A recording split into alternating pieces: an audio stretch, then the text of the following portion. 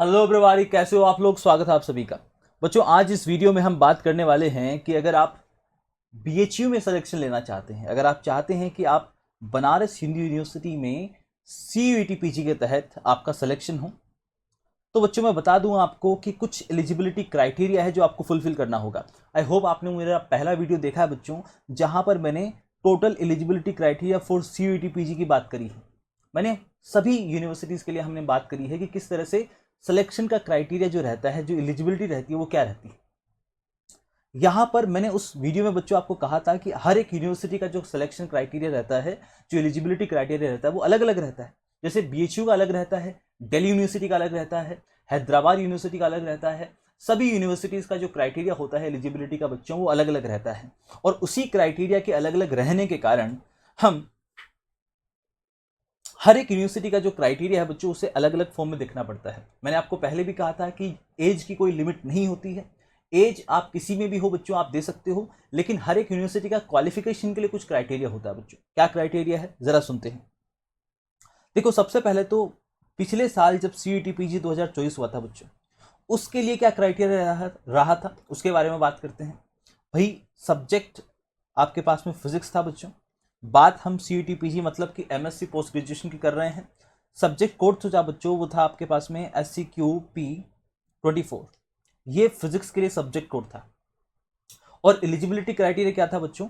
Eligibility criteria में ये था आपके पास में, क्वालिफिकेशन के लिए आपको या तो बीएससी ऑनर्स होना पड़ेगा या फिर बीएससी 10+2+3, मतलब कि 10th + 12th + 3 years of graduation. उसमें बच्चों आपको क्या करना पड़ेगा, मिनिमम 50% जो मार्क्स है एग्रीगेट आपको साइंस सब्जेक्ट में, considering all 3 years of BSc course.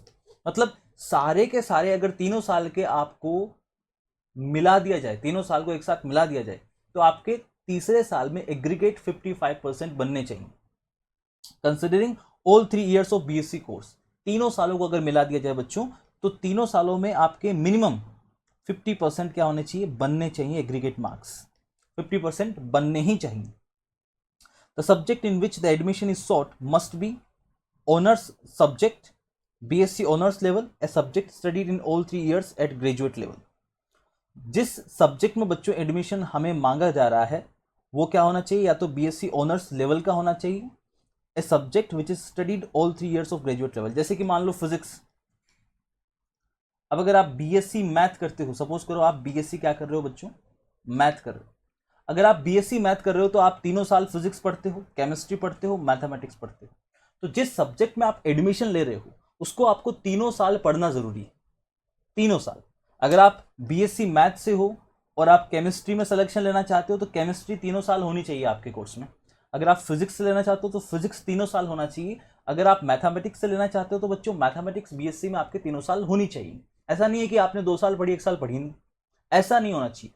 तीनों साल वो सब्जेक्ट आपने पढ़ा हुआ होना चाहिए। और तीनों साल का जो एग्रीगेट परसेंटेज है ना, BSc first year, second year and third year, तीनों साल का जो एग्रीगेट परसेंटेज है बच्चों, वो 50% या फिर उससे ज्यादा ही होना चाहिए।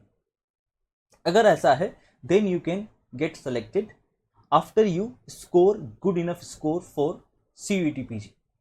अगर आप बीएचयू की कट ऑफ भी अलग रिलीज होती है बच्चों यूनिवर्सिटीज की, अगर उस कट ऑफ को पार कर लेते हैं तब आप उसमें सिलेक्शन पा सकते हैं। ठीक है।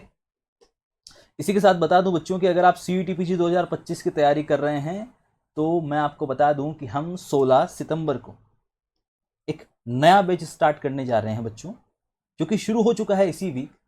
ठीक है। और ये जो बैच है बच्चों, वो लाइव बैच, मैं बात कर रहा हूँ लाइव बैच की। इसमें आपको सारा का सारा सिलेबस कवर कराया जाएगा बच्चों। एक्सेलेंट फैकल्टीज आपको पढ़ाने वाली हैं, और साथ ही में आपको रोजाना डीपीपीज दी जाएगी। 10 क्वेश्चंस डेली के। सोचो आप, हर एक सब्जेक्ट से जितने भी सब्जेक्ट हैं, ठीक है, जो आईआईटी जेम का सिलेबस है वही आपका सीयूईटी पीजी का सिलेबस है। और सारे के सारे सब्जेक्ट, जो भी 7 से 8 सब्जेक्ट आपके पास में हैं, उन सभी को फिजिक्स में हम कवर करने वाले हैं, डिटेल में कवर करेंगे।